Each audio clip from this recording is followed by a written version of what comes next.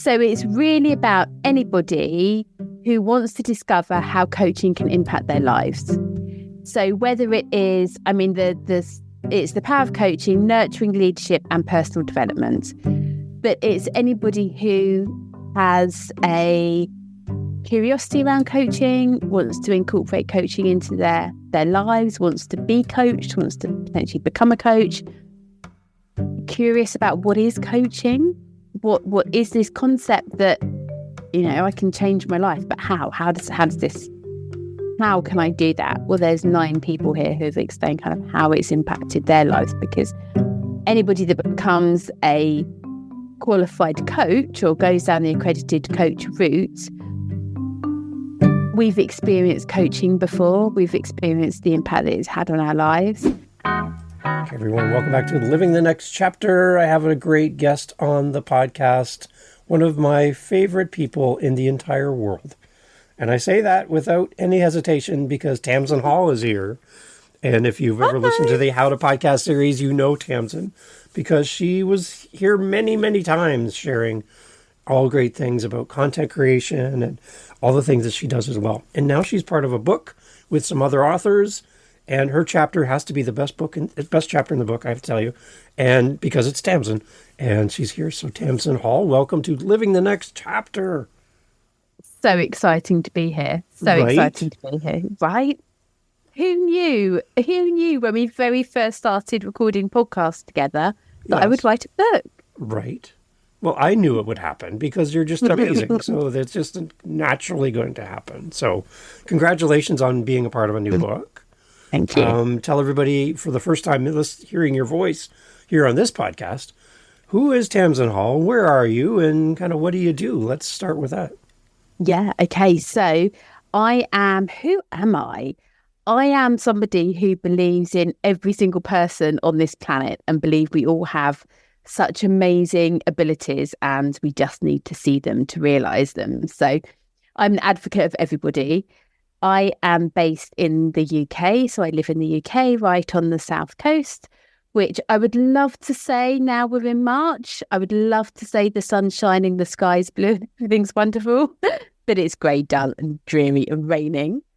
And what was my third question? Who am I? What do I do? And my book. Yeah, and my book, which is what we're here to talk about. So I've a collaboration, written a chapter in a collaboration book. I'm part of an amazing authors in this book, absolutely phenomenal people that I was so honoured to write alongside. And we've created a book called The Power of Coaching, which is our own unique stories into coaching and how coaching has positively impacted our lives.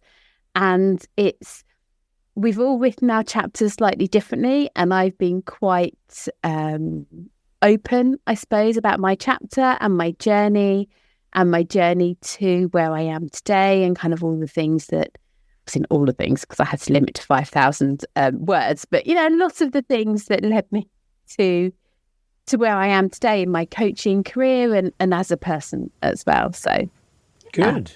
Okay, so tell us about who you coach. Who do you help? Who is in your world right now, and kind of what is it like to work with you? I'm really curious. Are you? Okay. So I coach predominantly, I coach in organizations. So I coach leaders and CEOs and managers.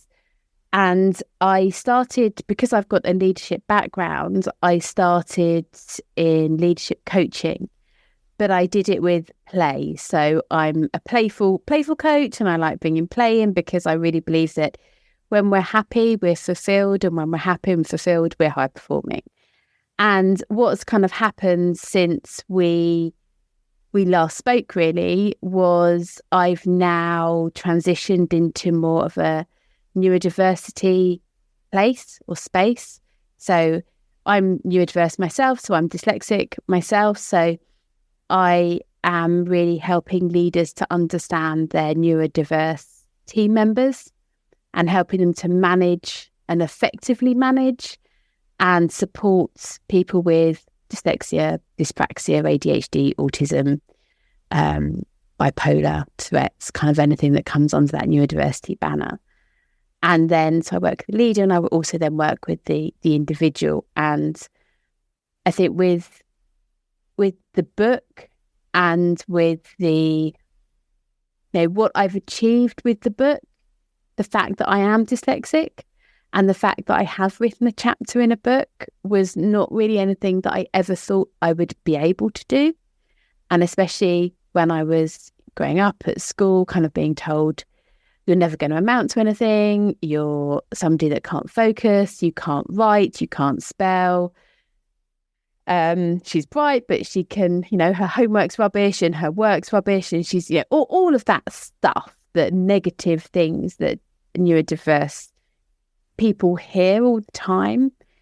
Writing a book wasn't even something that I thought was possible. Didn't even think I was capable. I didn't even think I had it in me.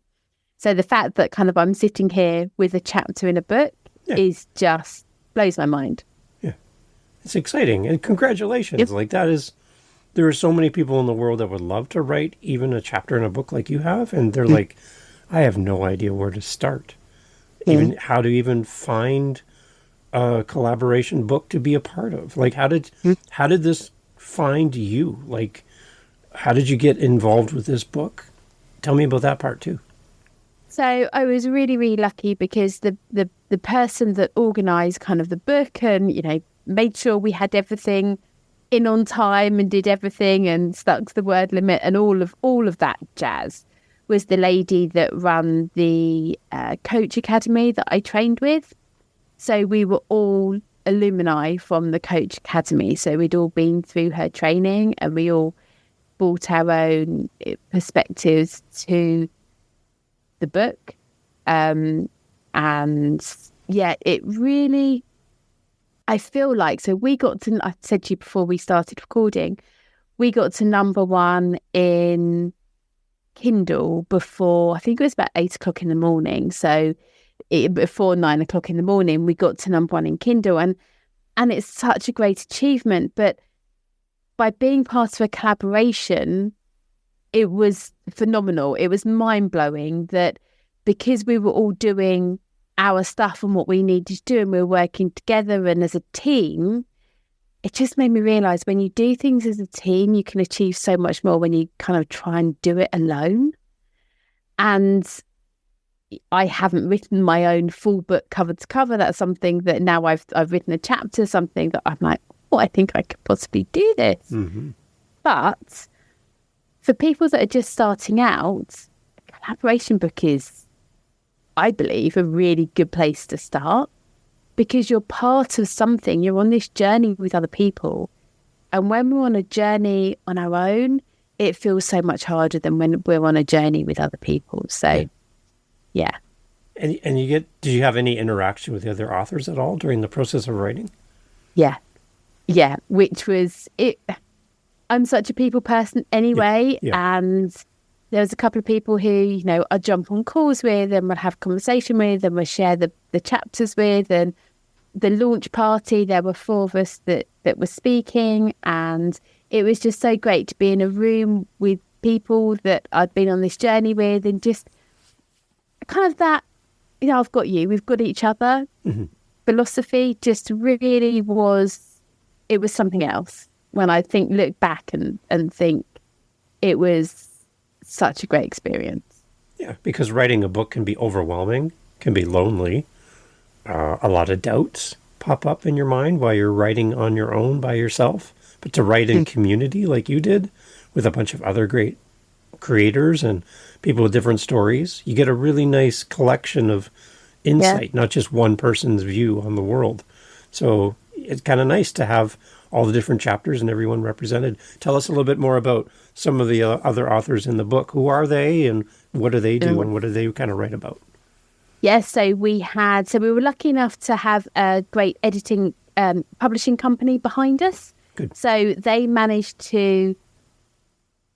gave us those pointers and those tips and those guidelines and everything as well. So we were really, I wouldn't say handheld, but we were given that structure. So it was something as I was halfway through it, I was thinking, I wouldn't be able to do this if I was trying to do this on my own, because they've got all this great insight and all this great knowledge that really helped me and all the other authors to make it a really seamless process. Kind of, if anyone felt, oh my gosh, this is too much, we had each other. Mm-hmm. So there's some really, really great authors. I'm quite nervous about naming them in case I forget someone. But no, I feel like, do you want me to read them all out so that I can list them all? Or we can do that, sure. Because I feel you like, have it right how beside can I choose? Yes. Exactly. How can I choose? How can I name just a couple? I know. Well, Tamzin Hall has to be at the top of the list first. Let's start there. Because she's amazing, Well, right? Interestingly, my chapter's at the back. My chapter's the last. But we saved the best for the last, then, is what we're saying, right? Well, I didn't say that, but yes. You said it. I'll be like, yes. So my chapter's called Weaving a Golden Play. No, it's not. I ruined that, didn't I? I really ruined that. No, that's good. Weaving a Golden Thread of Play is my chapter, because I add that playful approach to coaching. Mm-hmm. So I kind of bring that playful approach in. Good. So we have some phenomenal authors in here. We have, so it's the Power of Coaching is Optimus Coach Academy. And then we have, what shall I do? Shall I read the titles of the chapters or just list the people? Sure, we can just list the people, and maybe any interactions you had with them would be nice to know too. Okay. So Morton, I don't know how to pronounce it. That's all right. So Morton. Morton. Yeah. Morton. Let's do it with sorry, Morton, if you're listening to this. And Mitra. Okay. And Mary Phillips. And Casey. James. Edda. Helen. Anna Badcock. I'm really choosing the people whose surnames they don't. I love it. They don't pronounce. Oh dear. Adam, and then Ruth. Nice. So a really great combination of some fabulous authors. There's a couple of doctors sprinkled in there. There's a career coach. There's diversity and inclusion coach. There's an ADHD coach. And really, it's all around helping people to just be the best version of themselves. Smart. And just, a really good collective of people. I felt like we all complemented each other as well. Yeah. So it's quite exciting. Mm. So for the reader, who would you say, looking at the great collection of authors, part of this, including the amazing Tamzin Hall, which I keep saying, who would this be a great book for? Would it be a book for somebody who wants to be a coach or someone looking for coaching? Tell us a little bit more. Who do you think the audience is? So it's really about anybody who wants to discover how coaching can impact their lives. Okay. So whether it is, it's the Power of Coaching, nurturing leadership and personal development. But it's anybody who has a curiosity around coaching, wants to incorporate coaching into their lives, wants to be coached, wants to potentially become a coach, curious about what is coaching, what is this concept that, I can change my life, but how can I do that? Well, there's 9 people here who've explained kind of how it's impacted their lives, because anybody that becomes a qualified coach or goes down the accredited coach route, we've experienced coaching before. We've experienced the impact that it's had on our lives. And James in here has a fabulous story. I won't spoil it, but it's a really fabulous story about kind of how coaching really impacted him and how he's taken that then into him becoming a coach as well. So it's a really, really good book. And if nothing else, I'm really nosy. I feel like when you're a coach, you have to be quite nosy. And I really enjoyed reading kind of those, I know the person as an author. I know the person as kind of what we've collaborated to do, but it's really interesting to really find out a bit more about them. So Nice. And like we said before we record, that maybe there's a new book in the future for you on your own, possibly down the road. So that's encouraging as well, to know that this might open the door. Writing a chapter might just say, give you the confidence and the experience to go, I can do this. I can write my own book. Yeah. And I think that's, again, kind of circling back to the question you asked around collaborating and being part of a collaboration book is, if you're a little bit nervous and thinking, I don't know, find a collaboration project, start a collaboration project and do it with other people to give you that confidence of, I've done it, I'm on Amazon, we're lucky enough that we're now #1 bestseller. So we've got that. So now it's great. Now I've got the confidence. People have read my chapter. I've had great feedback on it. Now I can go out and take it to the next level. So it's a really good place to start. It's good. It's good. Okay, so one thing you said earlier on that I kind of wanted to circle back to was your teachers back when you were young, talking about I'm using air quotes for people listening, the quality of your homework and your assignments and all of that. And then what you know now today compared to what you knew back then.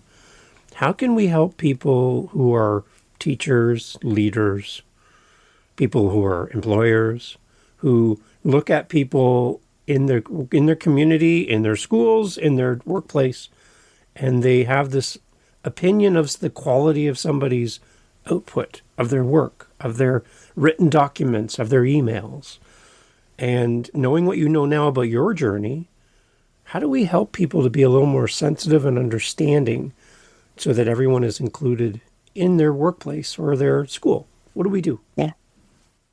It's heartbreaking, actually. Some of the stories that I hear and some of the things that people do bring to coaching, how they've been treated, and I know firsthand. It's heartbreaking. And I think all of those people, the teachers, the employers, the leaders, we all have a duty to the people that look up to us to get this right. I think it's really important. And we can't outrightly ask somebody, if somebody received an email from me and it hadn't gone through all the processes that I put everything through, from spell check to Grammarly to having somebody else checking it for me to listening to it back to all of that I have to do for every single thing that I write and create. Sometimes I'm too busy and I forget to do that. And I sometimes have this kind of extra confidence, think, I don't need to do it, it's fine. But if someone then called me up and said, Tamzin, are you dyslexic? They're not allowed to do that. That's a complete, that's just, you can't do anything like that. So it's, as a leader, it's just having the awareness of, if somebody is making mistakes, they're not doing it on purpose. People don't wake up in the morning and think, I'm going to go into work today and I'm going to make a million mistakes. People don't think. No. People don't. I would challenge anybody who disagrees with me, but I think nobody is at work and thinks, I'm going to send an email that's really, really bad. People don't want to do that. People just don't. Okay, there might be a very small percentage of people that are really annoyed and really don't enjoy their job and really want to get it wrong. But most of the time, people don't. And so to me, it's building awareness to help leaders to identify if somebody is constantly making a mistake, or if somebody is sending an email that has spelling mistakes, or they're turning up late, or something is a pattern. There's a reason for it. There's a reason for it. And what my biggest piece of advice is have that awareness, understand without asking, without kind of being accusational, and trying to work with that individual and put some strategies in place. So, for example, if a leader of mine got an email from me and it had all the spelling mistakes in and the grammar errors and all those errors in it, the best thing to do is just to say, do you need any support? Is there anything at all that I can help you with? Have you heard of Grammarly? Because Grammarly is absolutely amazing. You can take your text, you can pop it into Grammarly, and Grammarly will tell you the grammatic errors. Really great place to start. And just offer that support in a really authentic, but not in an accusational way. Nobody needs to hear they're not good enough. Nobody needs to hear they're making mistakes. People know, neurodivergent individuals know that, we make mistakes, and that's just something that happens. But by having that support and the strategies and all these ideas in place to help us to deal with what's the challenges that we're facing. That's really important.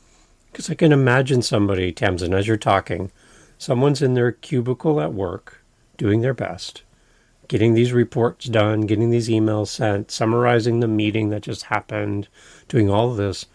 At the same time, going through all the steps to make sure that they're going through Grammarly, they're going through all the spell checking. And I can just imagine an employer walking up saying, Tamzin Hall, this should be like a 1-minute task. Why is it taking so long? And in that moment, just feeling like shutting down because I'm trying my best, but I have to do all these steps, which is going to make it longer to give you quality results. I have to do these steps. So in that moment, I feel like I'm not good enough when you say to me that I'm not meeting my timelines because of all the extra things that I put my work through to give you back quality results. So as an employer, as a teacher, anyone out there that has some kind of leadership role, how can we be more sensitive in you just even approaching someone when there's timelines, deadlines, I need this now, right? How do we do that? What do we do? Yeah. So what we find that a lot of the time, individuals with neurodiversity, they don't share. So it is not a legal requirement for an employee to share that they have a neurodiversity, but neurodiversity is considered a disability. So under the Disability Discrimination Act, it's kind of anything that's impacting your life for over 12 months. So actually neurodiversity, and some people don't like it, some people have a problem with it, but the fact is that neurodiversity in the workplace is considered as a disability, and therefore what that means is employers have a duty of care to get this right.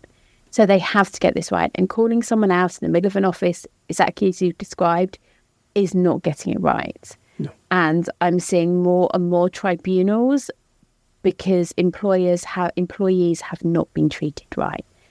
And it's as simple as getting to know your employee, understanding them, understanding what's going on, and giving them the space and the time and the attention to feel, as soon as they feel psychologically safe and as soon as they feel that if I share this, I'm not going to be victimized. If I share this, I'm not going to be bullied, because chances are they've experienced some horrendous stuff in their past. There's a lot of stigma. There's a lot of past experiences. There's a lot of negativity that they've experienced towards them if they have in the past shared what's really going on. So there's a lot of masking.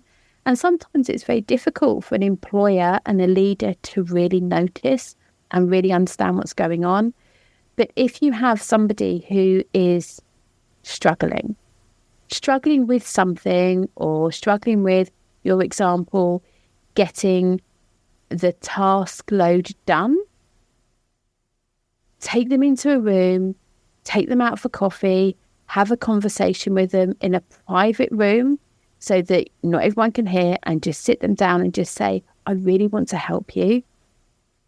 I've noticed that an email is taking you, X amount of time. Is there anything I can do to help?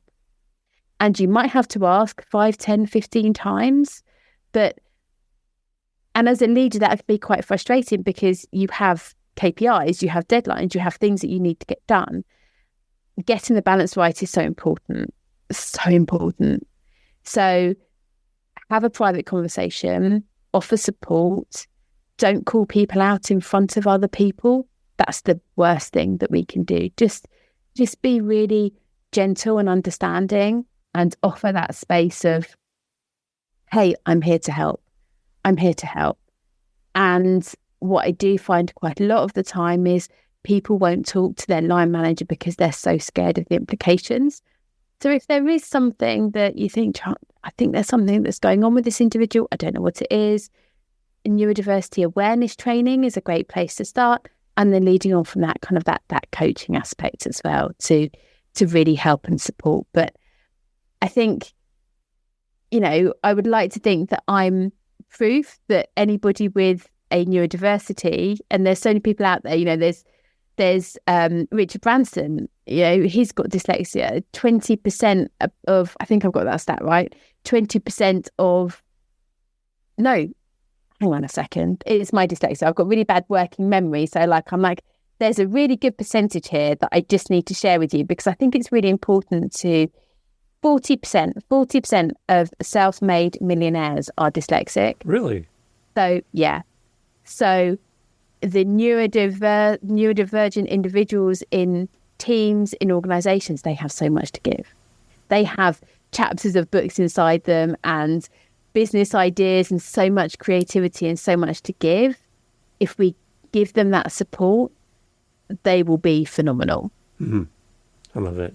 Okay, so can you help unpack a little bit about dyslexia for people listening, so that we can show up better for our family members, our employees, our students? Can you kind of unpack a little bit about how dyslexia kind of displays so that we can kind of be a better support? Can you help us understand? Of course. So, I mean, dyslexia is just one element of neurodiversity. But yes, let's explore dyslexia. So for me, I can tell you how it shows up for me. Mm-hmm. That's probably a good place to start. And every single dyslexic person will be different. Obviously, every single person on this planet is unique. So there will be some commonalities, but there'll be a lot of things that do show up slightly differently. So I suppose this is how it shows up for me. So, for example, I don't know my lefts and my rights. So if someone says to me, if I'm driving a car and someone says to me, you need to turn left, I will most likely turn right unless I really think about it. Okay. And there's just something in our brain that just does not, that left and right, northeast, southwest directions, I find it very difficult to be, I just don't know where I am. I don't know where I'm going. So that's one key thing. And I used to be mortified. So when I was when I had a really good corporate job and I used to be taking clients out for lunches, I'd be thinking, oh my gosh, how on earth can I be walking down the street with them and tell them to turn left and move my right hand, or to say turn left when I mean right? And I used to get so caught up in that and really strip myself down, and that self-doubt, that low confidence comes in, because I'm thinking, how can I be taking these amazing clients out for dinner when I don't even know my lefts and my rights? Wow. Yeah. Okay. Also memory. So my poor husband, we can sit down to watch a film and I'll be like, oh my gosh, I've never seen this film before. And he'll look at me and be like, yeah, we've seen it about 10 times. I would just say I think it's the first time that I've seen something. If it doesn't really, really, really captivate me, it's got to be really captivating and really interesting for me to remember it. Names. I'm terrible with names. So exactly as we saw when I was reading the names out of the book, I'm terrible with names. I'm terrible with remembering the pronunciation of names. I'm terrible with remembering names. Reading. So for dyslexic brains, the white background with the black text just looks like a jumble. Really? A whole load of pebbles. Yeah. Wow. Yeah. We also, I'm really great at adding words and adding sentences without actually adding them.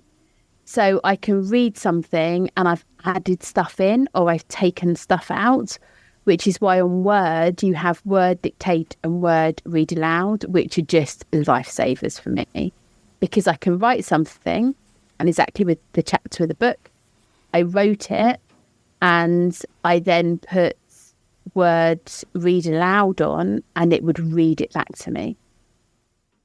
And that's, so for me, having something read back to me whilst it's bobbling along, so it bobs along as it reads it, it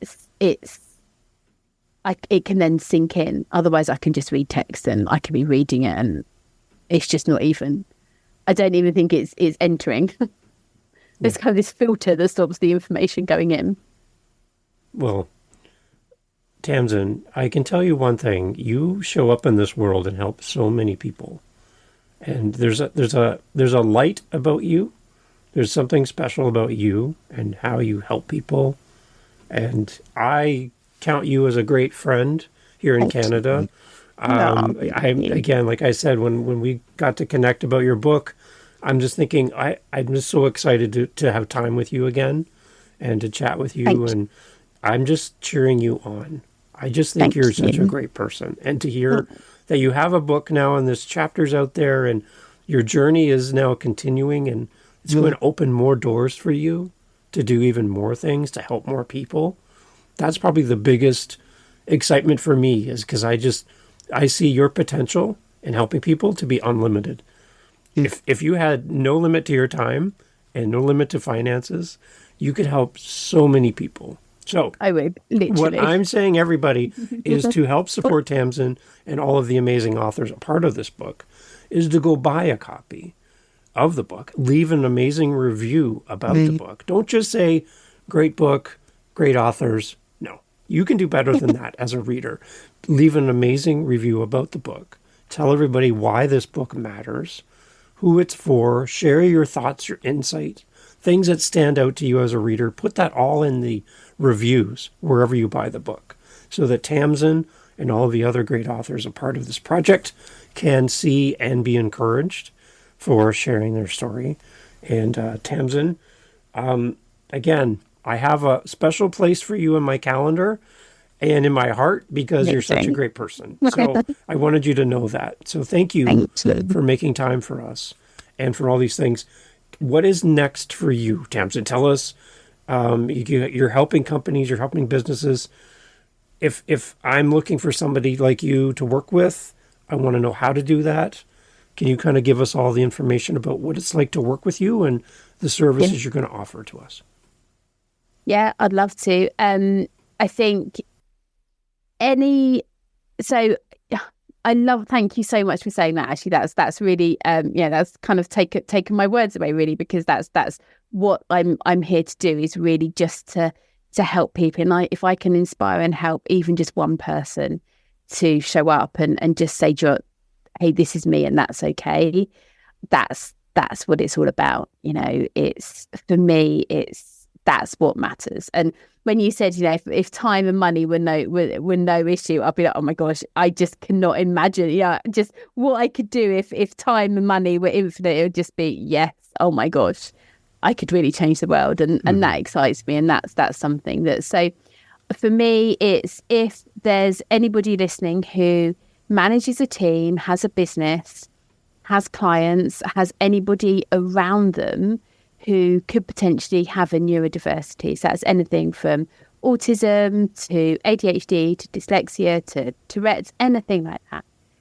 Those individuals are most likely suffering quietly. They're masking, they're going through a lot.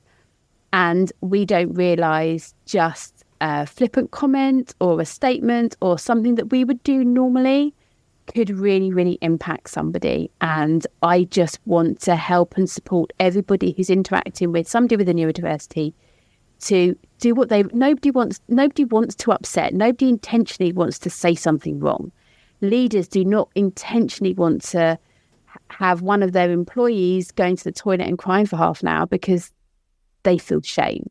Nobody wants that. Nobody wants to impact that. So I'm really here just to help everybody to talk, interact, support, and understand in a way that, and it's very difficult for leaders because every single member of their team will need something differently. So it's about supporting the leaders and helping them. So, and I do that through a range of modalities, through training, coaching, strategy, neurodiversity strategy, making sure that the leaders know exactly what they need to be doing and how they can do it, and then coaching the individual and coaching the leader and kind of all of that stuff, but really just helping people to live their best life, whatever that may be. I love it. Tamzin Hall, please come back again in the future. I love talking to you. You were a great person. I can't wait to have you come on and talk about your new book that you write in the future. Because you never know, that's probably going to happen. And I'm excited to have you on to talk about that. But thank you for making time to share your journey and to share your story with us and to be a part of this great book. So we'll have all the links to all the book and everything, and to you and your coaching and all that in the show notes. Everyone reach out to Tamzin and let her know. And if you have a way to support Tamzin beyond this conversation, then please reach out and let Tamzin know that you're there for her and that you want to support her and her work. Let's help Tamzin reach more people, everyone. Tamzin, thank you so much for doing this. Thank you so much. Thank you, everybody, for listening, and enjoy writing your book.